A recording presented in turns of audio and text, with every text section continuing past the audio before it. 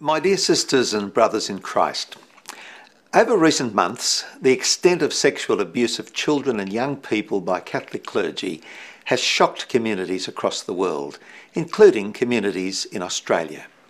And more recently, our Diocese of Wollongong has again had to face the tragic reality that a priest of this diocese sexually abused a young boy some 40 years ago, and the pain and suffering of this sad chapter in the victim's life has remained with him right to the present.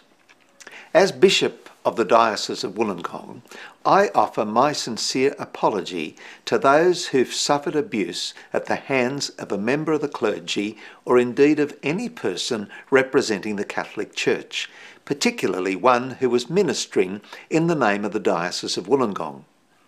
You have suffered grievously, and I'm truly sorry. I recognise that abuse is not confined to the Church. However, abuse by clergy constitutes a grave betrayal of the sacred trust that was placed in them as priests and deserves unequivocal condemnation.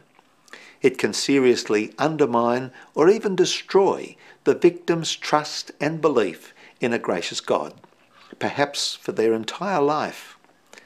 I apologise too to you, the people of the diocese, and to the wider community. The recent consultations across the diocese in relation to pastoral planning have given you the opportunity to voice your pain, your confusion, your shame and legitimate anger that such abuse has occurred, and the church leaders have been slow to address it with justice and transparency. In this, the church leadership has failed you, and as part of that leadership, I'm deeply sorry. For me personally, and for the majority of priests who seek to live their commitment with integrity and to serve you with dedication, this is one of the saddest times in our priesthood. At this time, I wish to assure you and the wider community that the Diocese of Wollongong is committed to the protection of children and young people, and to addressing with courage and determination any concern or allegation brought forward.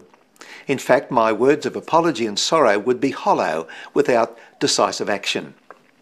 Since 1996, the Diocese of Wollongong, like the Catholic Church in the whole of Australia, has operated under Towards Healing, a set of principles and procedures for responding to complaints of abuse against personnel of the Catholic Church.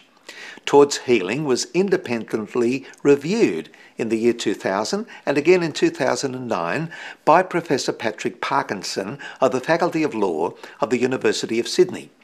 Submissions for the reviews came from a wide range of people, including victims, their families, and victim advocacy groups.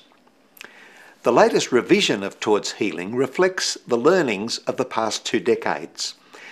In responding to allegations of abuse, I've sought to meet with the victims personally, to listen to them, to sincerely apologise, and to offer whatever pastoral support the diocese is able to provide. Where criminal behaviour was involved, I've strongly advised complainants to notify the police, and the diocese has offered to assist complainants to do this.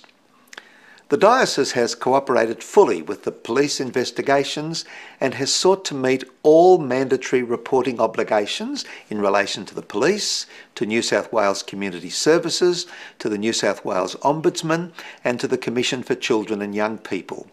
The diocese has developed independent and rigorous investigation procedures to respond to allegations of child abuse against clergy and other diocesan personnel, and these procedures are overseen by the New South Wales Ombudsman.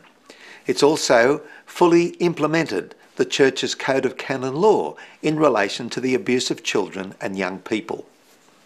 The diocese acts in accordance with sound child protection policies in verifying the suitability of persons who are engaged in child-related fields, either as employees or volunteers, and this applies also to clergy and religious who minister in the diocese. I realise that knowing that such processes are in place will not lessen the pain and anger felt by victims and their families. I hope, though, that it does offer a level of reassurance that the diocese is seeking to learn the bitter lessons of the past and to deal justly and sensitively with abuse and its impact on victims, their families, and the community now and into the future. I do not imagine that this painful situation will be resolved swiftly. While real progress has been made, more remains to be done. As I've done previously, I strongly urge any person with a complaint of mistreatment or abuse to come forward to the appropriate authority. If the complaint is of a criminal nature, I ask you to notify the police. If it is not of a criminal nature, or if you need assistance in dealing with a matter that is criminal, I invite and encourage you to telephone the Catholic Church's Towards Healing helpline on 1300 369 977, or to contact my office on 02 4253 0900 and ask to speak to Sister Moya Hanlon, who works closely with me in this matter. In conclusion, I express my heartfelt apology to the victims of sexual abuse by Catholic Church personnel, particularly by members of the clergy. I apologise too to their families and to all who've shared their suffering. I call on all members of the Church in the Diocese of Wollongong to work with me. As Pope Benedict said in Australia in 2008, he said, as an urgent priority, we must promote a safer and more wholesome environment, especially for young people.